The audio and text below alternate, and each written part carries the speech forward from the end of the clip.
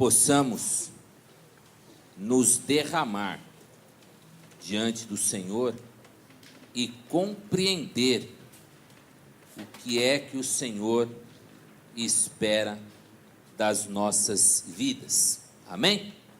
Quero convidar você a abrir a sua Bíblia em dois livros, um no Velho Testamento, Daniel capítulo 3, e também em Atos capítulo 5. Daniel capítulo 3, aí você deixa marcadinho aí, e Atos capítulo 5.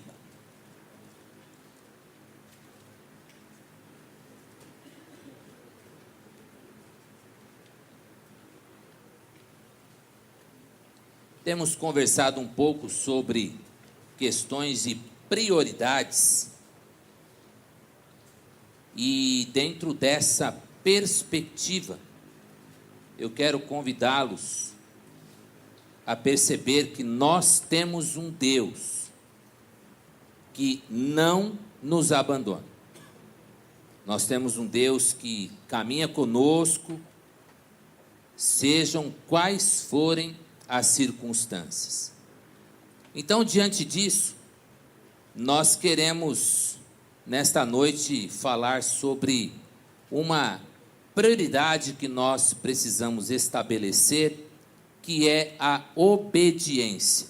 E quero convidá-los a lerem comigo esse verso. Podem apagar um instantinho a luz número 1. Ô Éder, desliga também esse ventilador aqui do palco, por favor. Vamos juntos, queridos? Porém, respondendo Pedro e os apóstolos disseram: mais importa obedecer a Deus do que aos homens. Mais uma vez. Porém, respondendo Pedro e os apóstolos disseram: mais importa obedecer a Deus do que aos homens. Você já teve que tomar esta decisão? Você já teve que dar esta resposta? Você já precisou dizer em alguma parada assim na sua vida: na boa, eu prefiro obedecer a Deus do que... E aí, caminhar nessa resposta. Queridos, nesta noite, eu quero tratar de um paralelo de dois grupos que a gente tem, um no Velho Testamento e um no Novo Testamento. Dois grupos de homens que, nas suas expectativas, nas suas situações, os dois tiveram que dizer isso ao Senhor. Na verdade, disseram à sociedade: importa obedecer a Deus e não aos homens. Não estamos querendo criar aqui um estado de insurgência, no sentido de que sairemos às ruas defendendo cegamente a não obediência à sociedade civil, mas não é isso. O que nós queremos propor é que nós estejamos atentos, porque essa questão da obediência é uma questão que começou o nosso problema por causa dela. Lá no Éden, a ordem foi clara: não coma. O homem comeu, não obedeceu. O pecado se instala na nossa vida. E lá no Éden foi dito: comer ou não comer é uma questão de vida ou morte. Quando você comer, certamente morrerá. E é por isso que hoje em dia as pessoas morrem, porque Deus cumpre as promessas que Ele faz. E a primeira promessa que Ele fez ao homem foi: se você não obedecer, você vai morrer. E o homem não obedeceu. Quando a gente pensa no Éden, a gente observa que o problema do homem lá no Éden Foi uma situação de sedução, foi uma situação de engano. O homem, vamos dar um desconto, não tinha muita experiência em lidar com artimanhas de ciladas, porque o relacionamento dele era com o perfeito, o relacionamento dele era com Deus verdadeiro. Então, quando surge aquela outra entidade, lançando palavras doces, e aí a gente vê que é assim que o mal se instala, quando o mal chega, não de uma forma feia e horrenda, do jeito que Dante pintou, mas o mal se instala de forma atrativa, de forma contagiante, de forma envolvente. E ali o homem então foi seduzido por essa artimanha do inimigo que queria uma coisa: pessoas desobedientes como ele foi desobediente. Então ali a gente tem a situação instalada, a questão da desobediência em função de uma sedução, mas nós precisamos ter a consciência, e de manhã, quando lemos lá em Oséias, eu quero repetir o que eu disse de manhã, em Oséias no capítulo 4, no verso 6, diz assim: o meu povo é destruído porque lhe faltou conhecimento. A falta de conhecimento nos leva ao não cumprimento de coisas que Deus espera de nós. Quando nós conhecemos ao Senhor, nós vamos compreender algumas expectativas que Ele tem da gente. A questão da obediência, ela está muito atrelada a um alguém que inspira confiança. A obediência, ela está muito ligada a um alguém que te motiva a segui-lo e a obedecê-lo. Hoje à tarde, a gente deu uma cochiladinha em casa, eu acordei com uma luta, uma briga, destruição na minha sala. Era o meu filho vendo o filme do Transformer. E ele comentava comigo que o diretor desse filme é um cara que ele é conhecido por ser um destruidor. Ele explode muitas coisas, e nesse filme do Transformer, eu nem sei qual que é o número da trilogia, eu sei que é um deles aí, eu sei que arrebentam coisas. Eu tentando dormir lá no quarto, só escutando,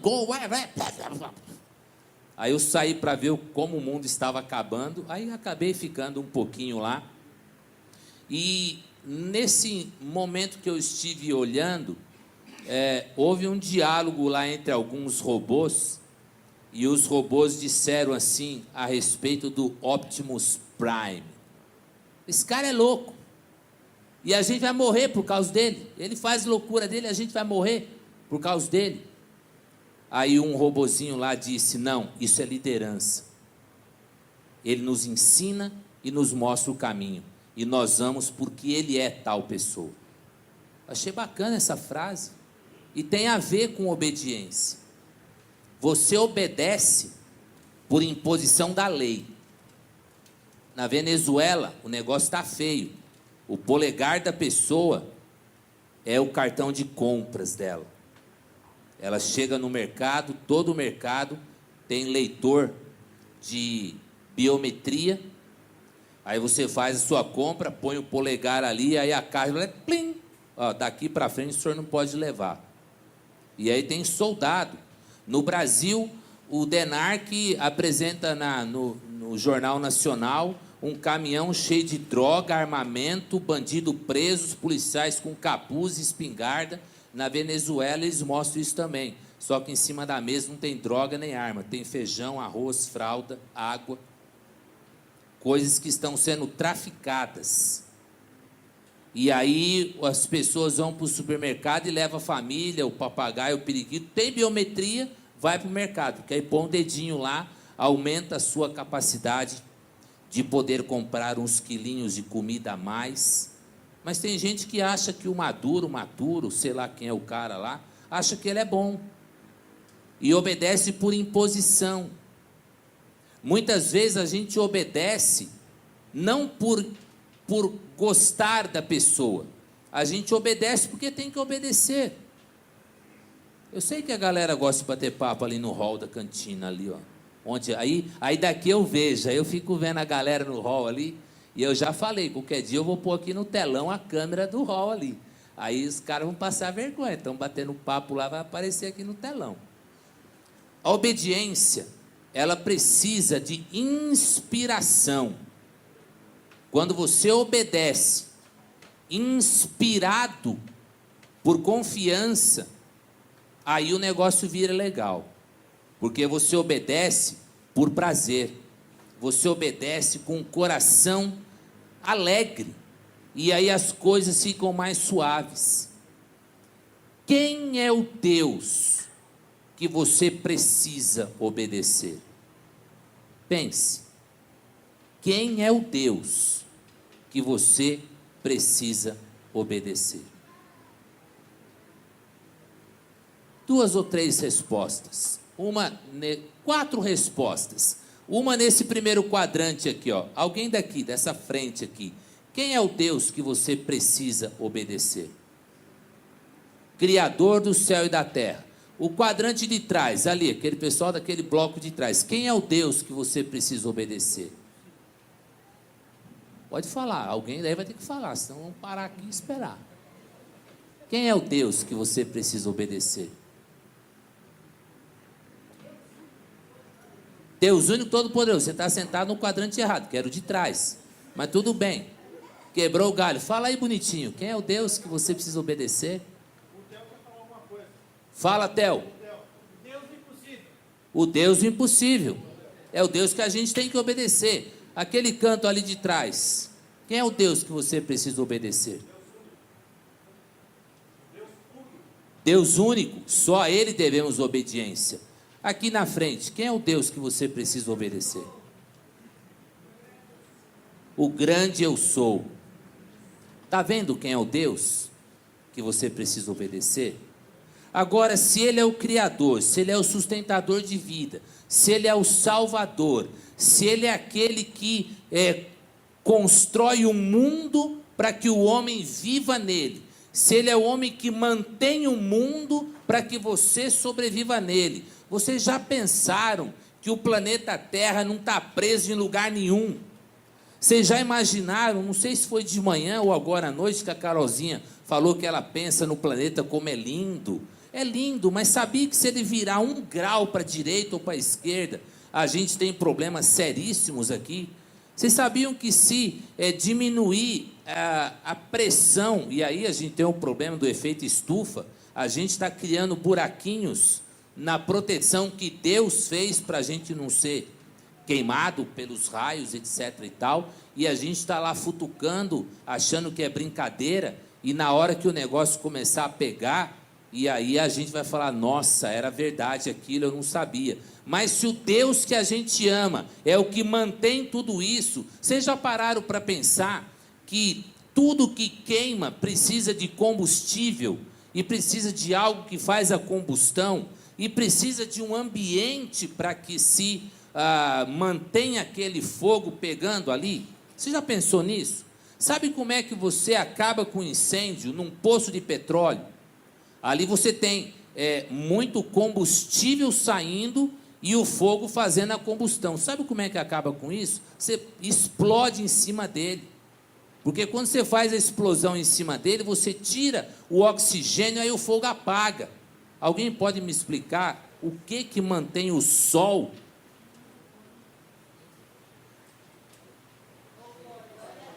E a chuva? Né? O que mantém o sol aquecendo tanto o nosso Piauí e o resto do país? O que mantém Deus? Ele é o sustentador do universo. Quem não confiava na chuva pode fechar o vidro do seu carro, que vai molhar.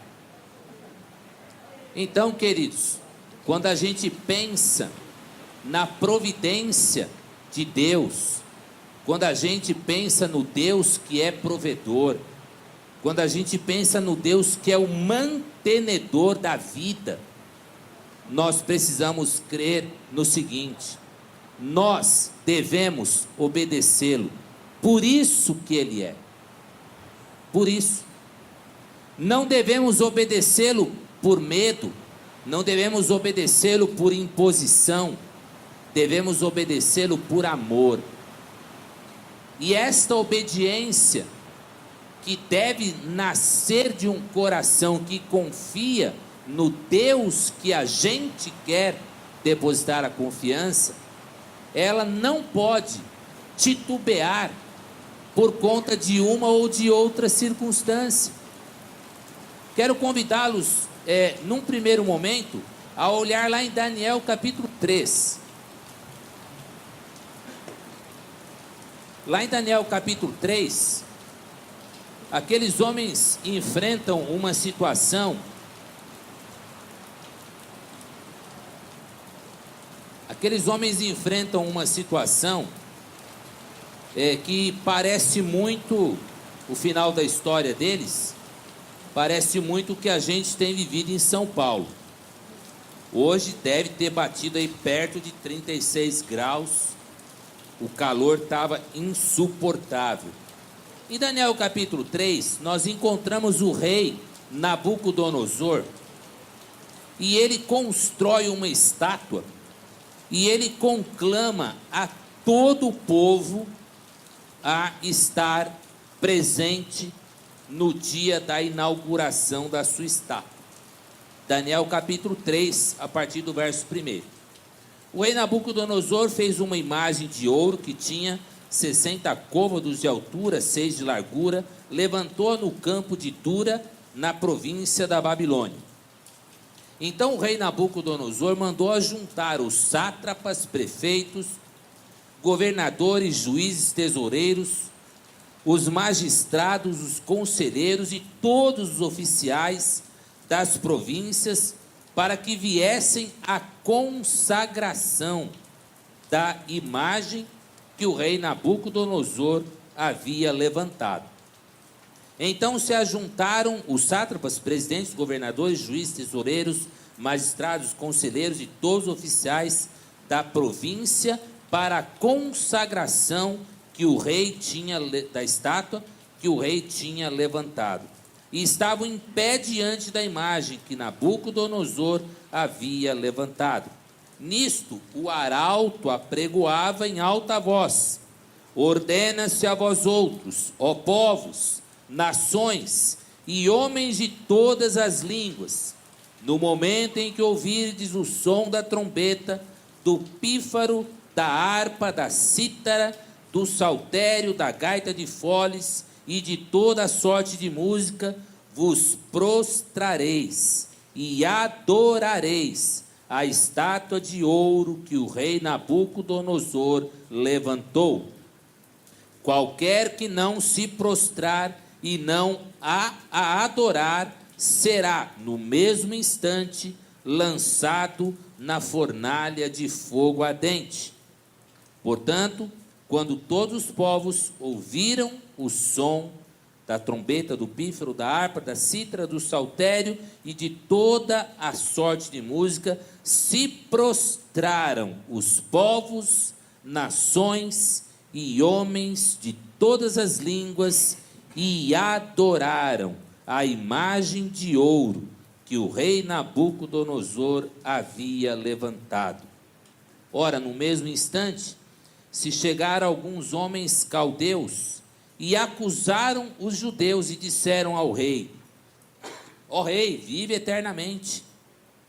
Tu baixaste um decreto pelo qual todo homem que ouvisse o som dos instrumentos e toda a sorte de música deveria se prostrar e adorar a imagem, e qualquer que não se prostrasse seria lançado na fornalha de fogo ardente. Há uns homens judeus que tu constituístes sobre os negócios da província da Babilônia, Sadraque, Mesaque e Abdinego. Esses homens, ó rei, não fizeram caso de ti e dos teus deuses. Eles não servem, nem adoram a imagem de ouro que tu levantaste.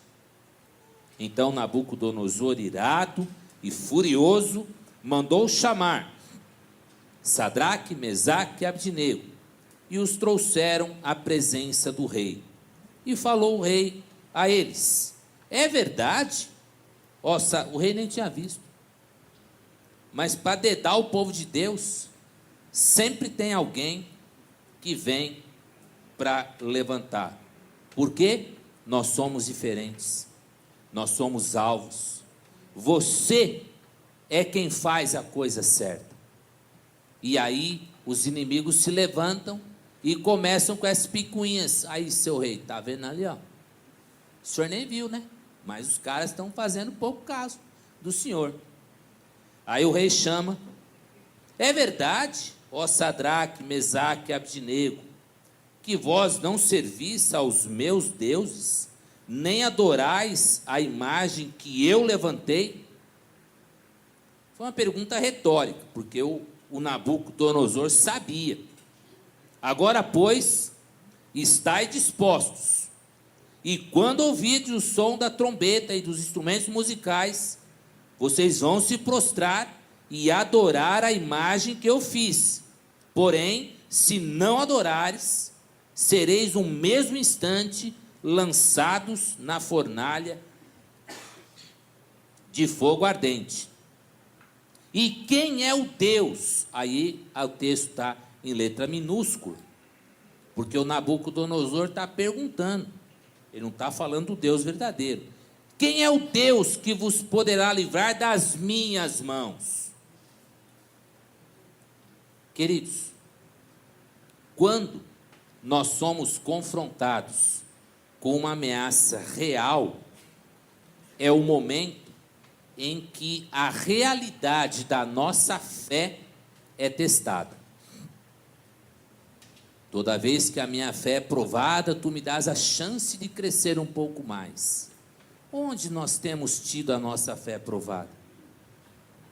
Nós vivemos num país que você anda com Bíblia para onde você quiser, você para onde você quiser, você prega a palavra onde você quiser. Piauí, Aracaju, né, Paulinho? Viagens missionárias por aí. Não tem restrição. Nós vemos um país onde nós somos abençoados com essa liberdade, que nem sempre usamos na devida proporção. Na Tailândia, naquela região, Tailândia, Singapura e alguns países por ali, treinamentos acontecem de evangelismo dentro de ônibus indo para a praia. O pessoal marca excursão para a praia. E aí, quando a polícia para o ônibus, está todo mundo lá, ô Leila, vamos para a praia, vamos para a praia.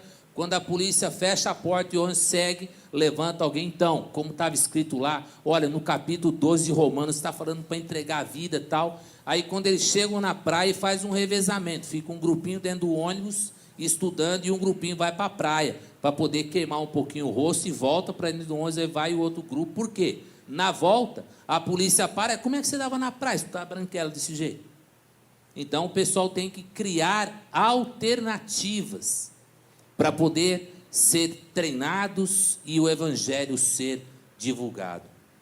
A Coreia e alguns países, a Coreia do Norte e alguns países onde o evangelho não pode entrar, a galera está fazendo balão de gás hélio.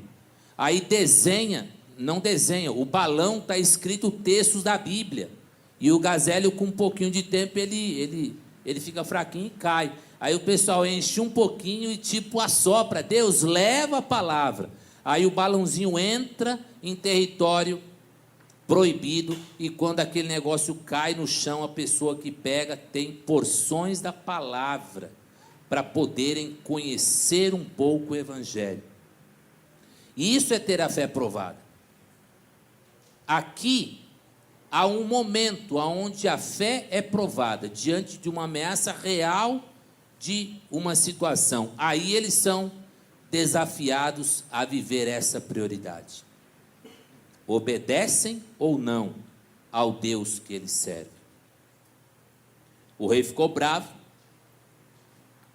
Sadraque, Mesaque e Abdinego responderam: Majestade, verso 16, quanto a isso, não precisaríamos nem te responder, mas vamos responder.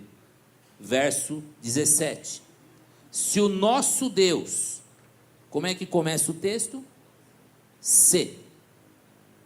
Se o nosso Deus, a quem servimos, quer livrar-nos, ele nos livrará da fornalha de fogo ardente e das tuas mãos, ó rei. Mas, se não, fica sabendo que não serviremos os teus deuses, nem adoraremos a imagem de ouro que levantaste.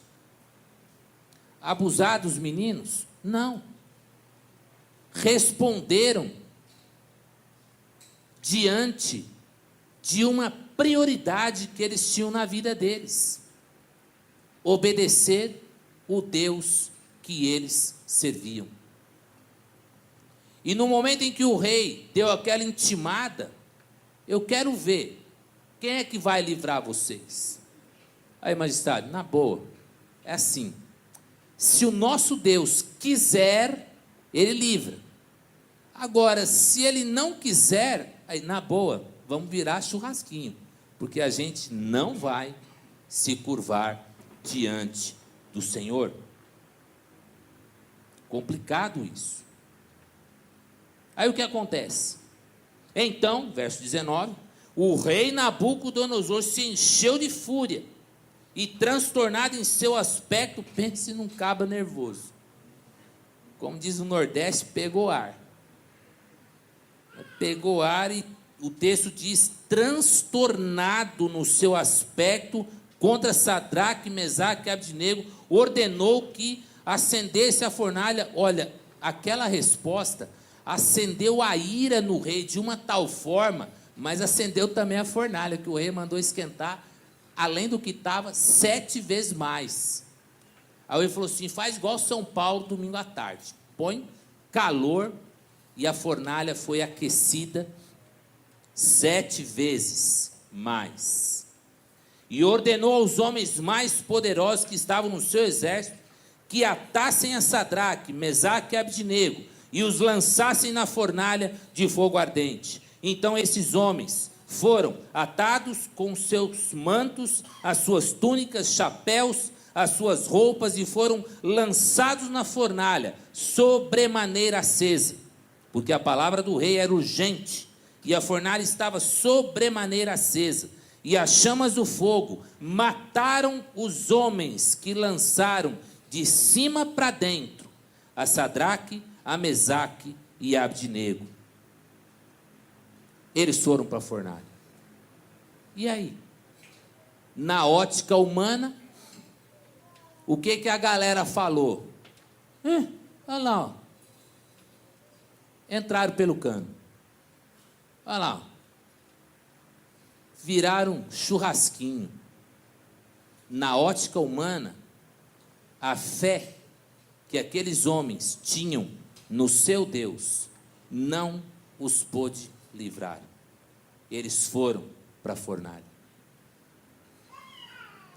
Aí aquela sociedade olhou para o rei e falou: esse é o cara, precisamos obedecê-lo, porque quem não obedece, ele mata.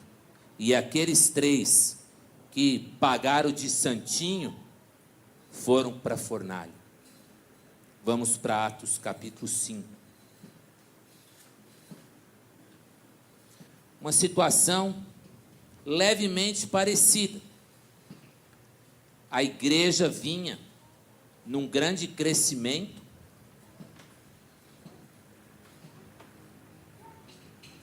E ali, Atos 5, a partir do verso 12, nós lemos assim: muitos sinais e prodígios eram feitos entre o povo pelas mãos dos apóstolos, que costumavam todos se reunir de comum acordo no pórtico de Salomão.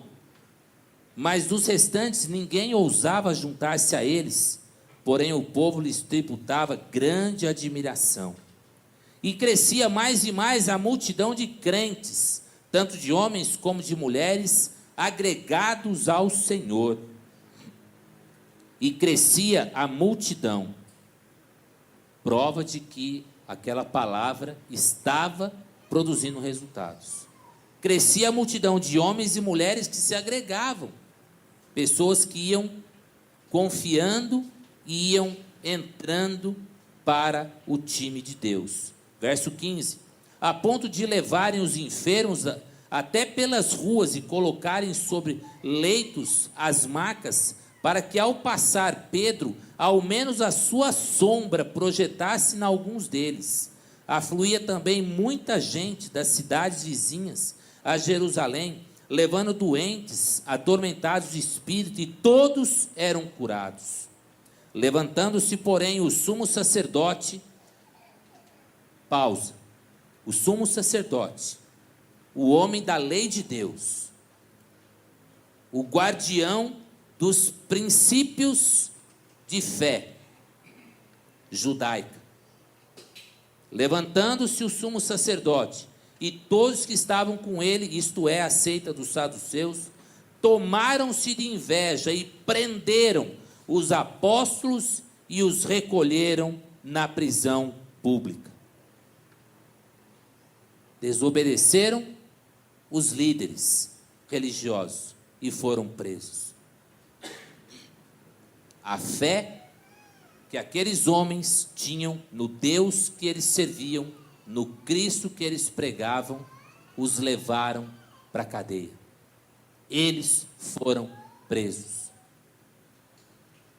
Na ótica humana, desobedecer às autoridades judaicas levava para a cadeia, e eles foram encarcerados, eles foram presos. Na ótica humana, não deu certo, esse negócio de fé não funciona.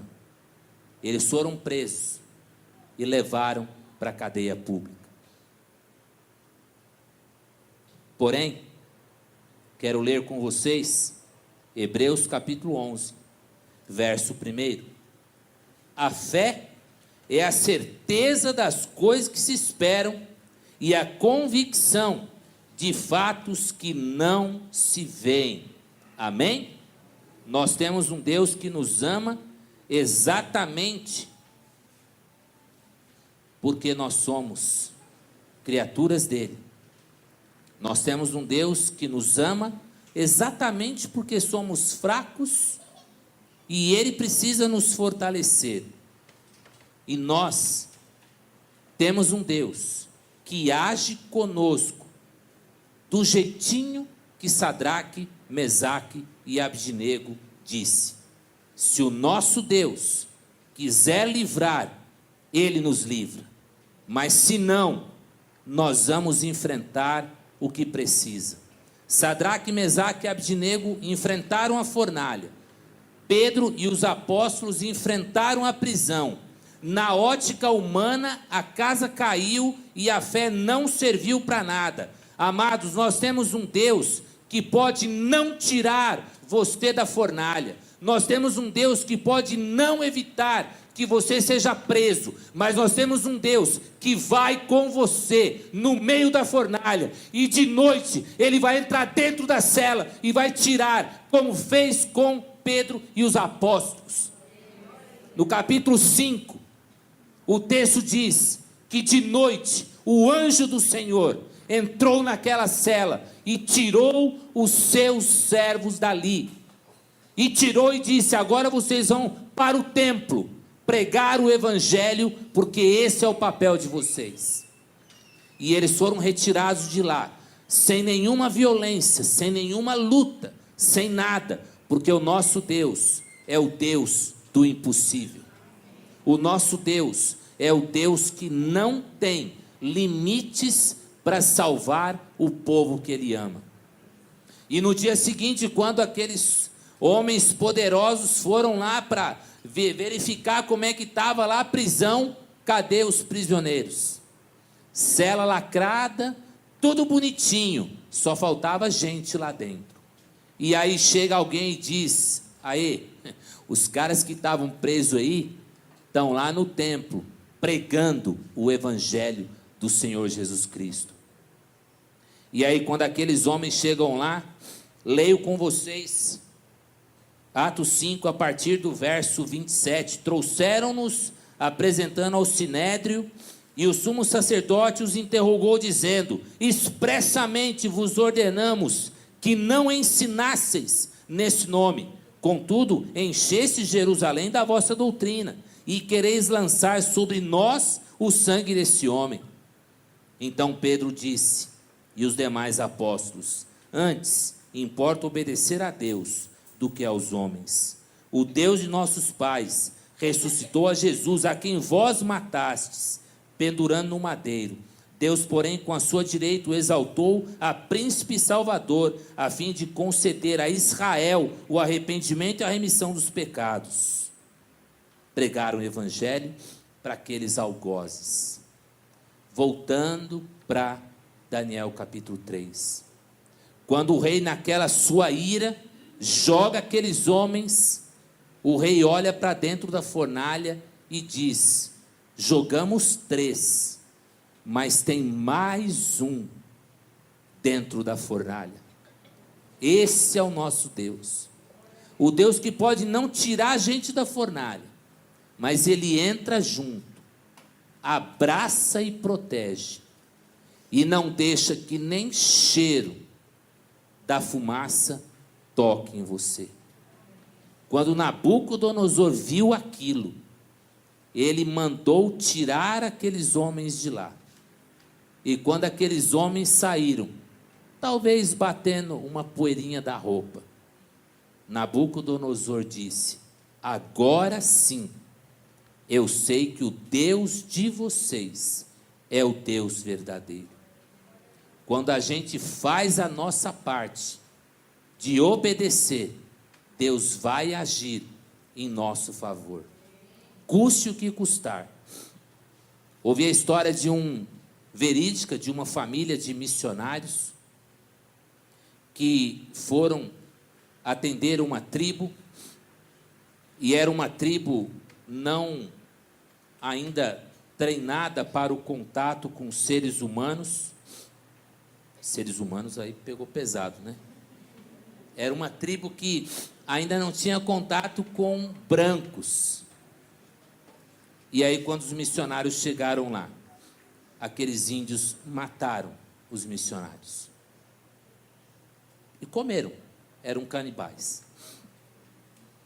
Houve muita comoção, muita tristeza, e é a igreja que os enviou naquela tristeza, no culto fúnebre, levanta um outro membro da família e falou: eu vou para essa tribo pregar o evangelho. E foi para lá. E os índios mataram. Aí, quando voltou aquela tristeza, levanta outra pessoa da família: eu vou para essa tribo. Os meus não vão morrer à toa. Chegou lá, mataram também. Quando um dos últimos membros da família, teimosamente, voltou àquela tribo, o cacique falou: e aí, você é louco? A gente já matou quase todo mundo, e nos contaram que são parentes seus. O que que motiva você a arriscar a sua vida para vir aqui? O amor de Deus que Ele tem por você. E aí o cacique entendeu que pessoas que sacrificam suas vidas em obediência a um Deus que eles professam é alguém que vale a pena ser ouvido. E eles ouviram o evangelho, e aquela tribo conheceu o Deus de amor, que também deu amorosamente o seu único filho para ser preso numa cruz e ali promover a nossa salvação. Esse é o Deus que nós servimos. Um Deus que pode não tirar a gente da fogueira, mas a palavra garante, Ele vai junto. Um Deus que pode não tirar você da cadeia, mas a palavra de Deus garante, Ele vai estar com você, e o anjo dele vai estar ao seu lado. Eu quero convidar o grupo a apresentar uma música, e quero convidar você a prestar bastante atenção na letra desta música. Ela faz um convite ao seu coração. E eu quero que você, em espírito de oração, lembrando que a prioridade de obedecer a Deus, ela só vai ser real na sua vida no momento em que você efetivamente confiar no Deus que você serve. Você pode sim sentir medo da fornalha. Você pode sim sentir medo das prisões. Mas o Senhor te convida nesta noite a obedecê-lo e a crer que Ele vai livrar você, se Ele quiser.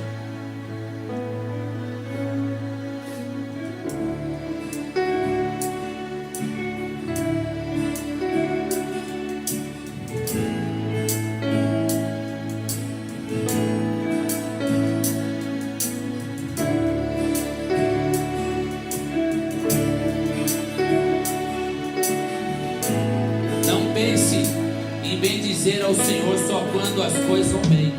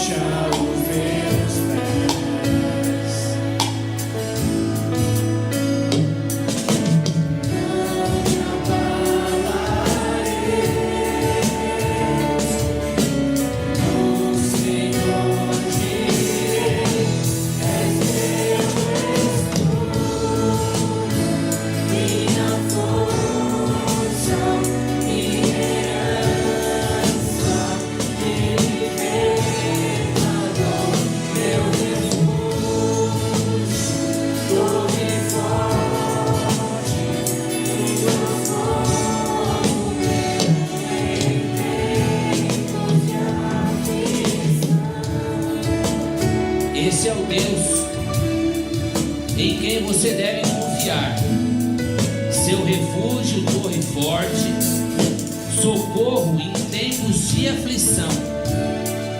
As prisões podem vir, as fornalhas podem vir, mas o que você dirá a esse Deus?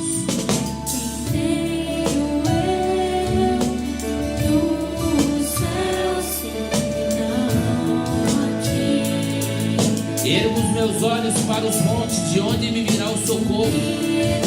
O meu socorro vem do Senhor.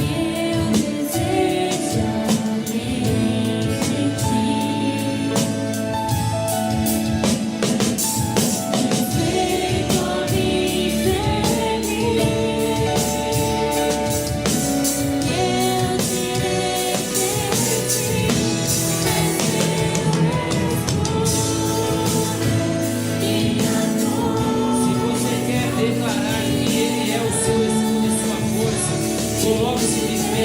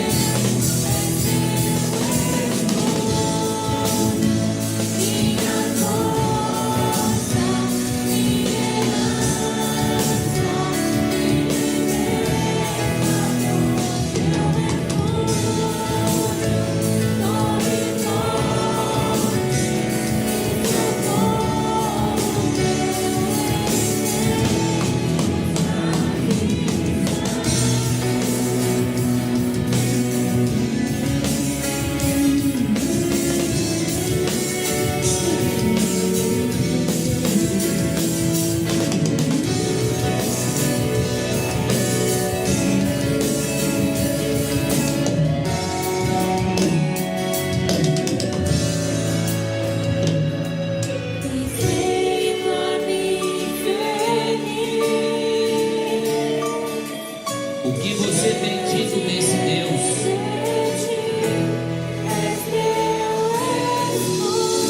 É meu refúgio, minha força, minha herança, meu refúgio, torre forte, tu és meu socorro, ó Deus, és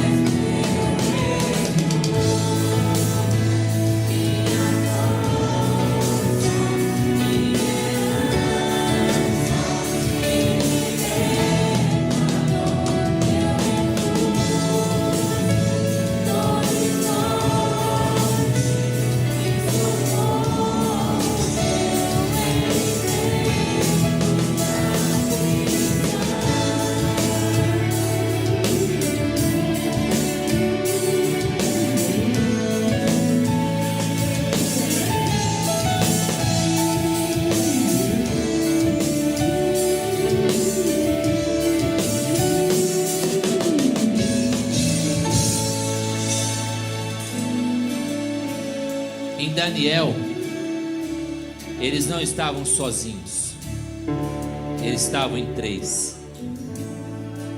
E aí se juntou o quarto homem. Quando os apóstolos foram presos, Pedro não estava sozinho, ele estava acompanhado de outros apóstolos, e o anjo se juntou a eles. Você pode ser o anjo do Senhor, que o Senhor quer que se aproxime de outro para ajudá-lo a sair dos problemas. Por isso que a nossa igreja anda junto.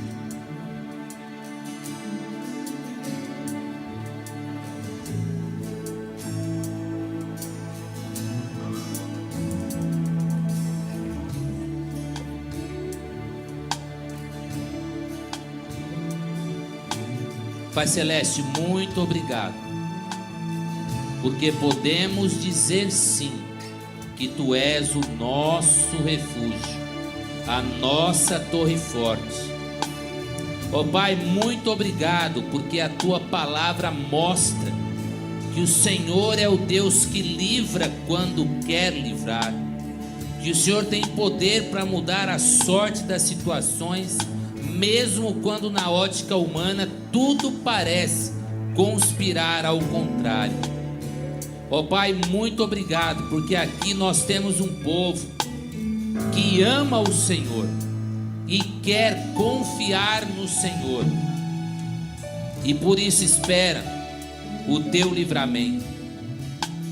Ó Pai, podemos sim passar pelo fogo, podemos sim passar pelas grades, mas não sem a Tua presença, fortalecendo a nós e nos levando com os pés firmados na rocha.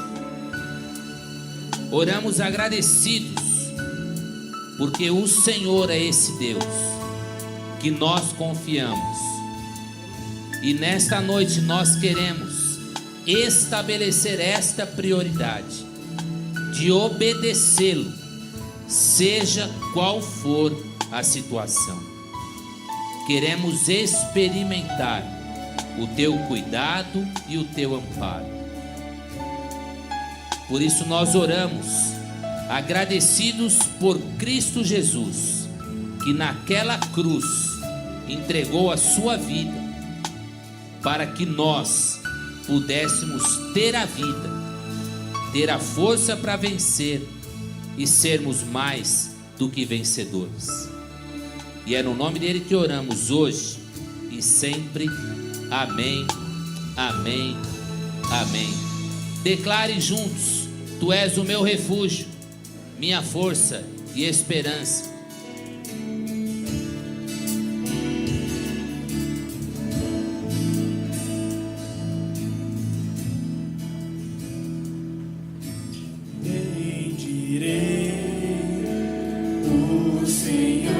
Esse é o Deus que você serve. Pode soltar a mão do seu amigo, abraçar firme, sabendo que o Deus que você serve quer usar você para ser instrumento de bênção na vida uns dos outros.